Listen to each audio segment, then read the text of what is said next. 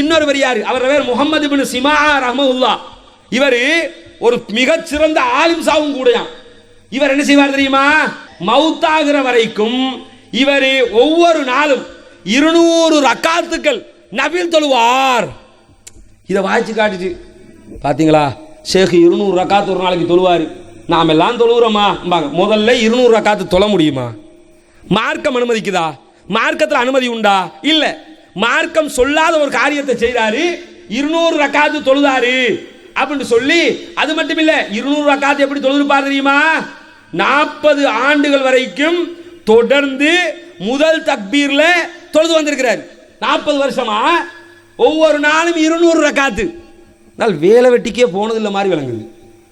யோசிச்சு பாருங்க, 200 ரக்காத்து தொழுகிறதா, வயலில் போய் வேலை செய்யறதா, குடும்பத்துக்காக உழைக்கிறதா? அல்லாஹ் ரசூலுல்லாஹ் சொல்றாங்க, உன்னுடைய மனைவிக்கு செய்ய வேண்டிய கடமை இருக்கிறது, கண்ணுக்கு செய்ய வேண்டிய கடமை இருக்கிறது, உன்னுடைய குடும்பத்துக்கு செய்ய வேண்டிய கடமை இருக்கிறது. இந்த கடமைகளை எதையுமே பார்க்காதவர் எப்படி அவுலியாவா இருப்பாரு? 200 ரக்காத்து தொழுதாரு. எங்க இப்படி குர்ஆன் ஹதீஸ்ல ரசூலுல்லாஹ் இதை அனுமதிச்சதா காட்டுங்க. இல்ல.